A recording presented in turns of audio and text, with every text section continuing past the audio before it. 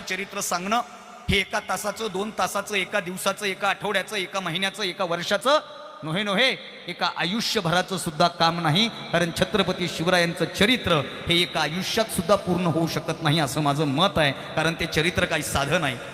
एकच चरित्र असं जे चरित्र एकदा वाचून पोट भरत नाही, वारंवार वाचावं वाटतं. ते चरित्र म्हणजे शिवचरित्र आहे.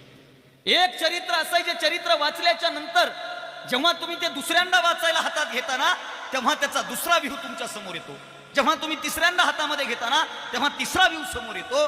जे चरित्र एकदा वाचून समजत नाही, जे चरित्र एकदा वाचून पोट भरत नाही, जे चरित्र एकदा वाचून आम्हाला उमजत नाही, असं जगातलं आदर्श चरित्र म्हणजे छत्रपती शिवाजी महाराजांचं चरित्र आहे.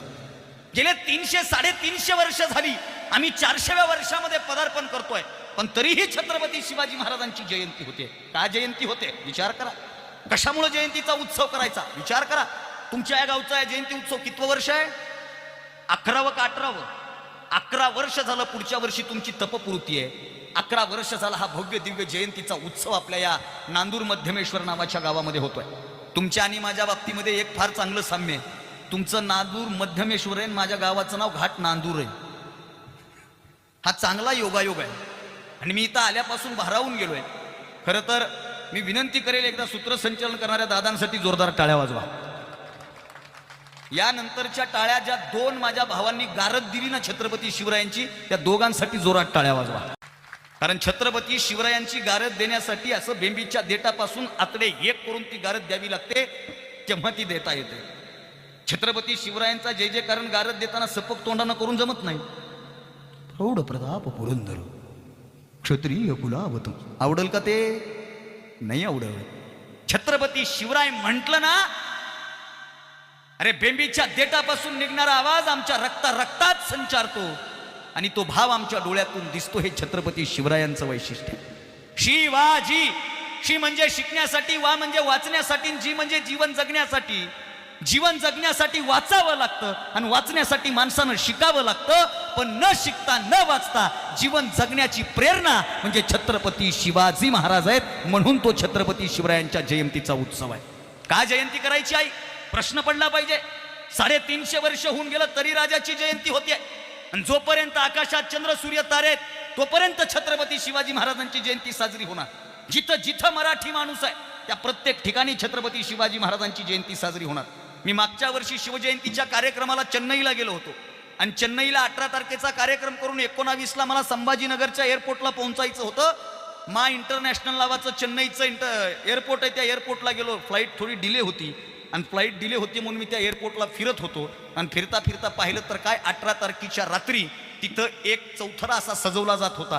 तिथं फुलांच्या माळा आणलेल्या होत्या, तिथं डेकोरेशन केलं जात होतं. सगळ्यांची धावपळ सुरू होती आणि मी चेन्नईतल्या तिथल्या माणसाला विचारलं, तुम्ही हे काय करताय? आणि त्या माणसानं मला उत्तर दिलं, tomorrow Chhatrapati Shivaji Maharaj birth anniversary. माझ्या अंगावर काटा आला होता. चेन्नई सारख्या एअरपोर्टवर सुद्धा माझ्या राजाची जयंती साजरी होते. ही आपल्यासाठी अत्यंत आनंदाची आणि महत्वाची गोष्ट आहे. का जयंती साजरी होते? भारतात सगळीकडे जयंती साजरी होते. एक वाक्य सांगू का?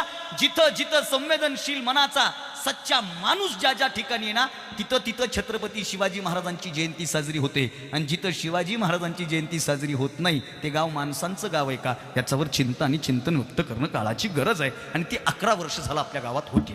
का करायची मला हे सांग? का करायची जयंती? अरे आम्हाला आमच्या घरातल्या लोकांची नावं माहीत नाही, पण शिवाजी महाराजांचं नाव आम्हाला माहिती आहे. इथं बसलेला असा एकही माणूस नाही ज्याला शिवाजी महाराजांचं नाव माहित नाही. आमच्या घरामध्ये आमच्या पूर्वजांची फोटो नाहीत, पण शिवाजी महाराजांचा फोटो आहे. ते पोरग होते ते. तुझं नाव काय रे बाळा? मोठ्यानं उभा राहा, काय ना टेन्शन घेऊ. अभिनव. तुझ्या वडिलाचं नाव काय? पोपट. त्यांच्या वडिलाचं नाव काय? बाबाजी. आणि बाबाजींच्या वडिलाचं नाव काय माहित नाही. टाळ्या वाजवा त्याच्यासाठी, जोरात वाजवा. गावचं पोरग, इमानदारीनं वाजवा.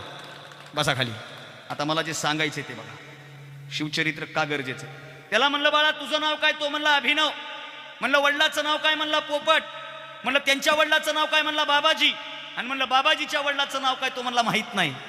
तो निमित्त मात्र उभा होता. इथं बसलेल्या बऱ्याच लोकांना जास्तीत जास्त आपल्या पंजोबापर्यंत नाव सांगता येतं. पंजोबाच्या अगोदरचं नाव सांगता येत नाही, अहो आम्हाला आमच्या कुळातल्या पूर्वजांचं नाव माहीत नाही, आम्हाला आमच्या घरातल्या पूर्वजांचं नाव माहीत नाही, आम्हाला आमच्या आज्या पंजाच्या आधीच्या पिढीचं नाव माहीत नाही, पण छत्रपती शिवाजी महाराजांचं नाव माहिती आहे. छत्रपती शिवाजी महाराजांचा फोटो आमच्या घरात आहे. का? शिवाजी महाराज आमच्या जातीत जन्माला आले म्हणून का? नाही. शिवाजी महाराजांच्या कुळात आम्ही जन्माला आलो म्हणून का? नाही हो. आम्ही शिवाजी महाराजांच्या कुळात जन्माला आलो का नाही आम्हाला माहीत नाही, शिवराय आमच्या कुळातले आहेत का नाही आम्हाला माहीत नाही, पण एक गोष्ट आम्हाला 100% माहिती आहे की या महाराष्ट्राच्या मातीमध्ये आमचं कुळ जर कोणामुळे शाबूत असेल तर ते फक्त छत्रपती शिवाजी महाराजांमुळे शाबूत आहे. म्हणून छत्रपती शिवाजी महाराजांना कुलपती म्हटलं जातं. काय म्हटलं जातं?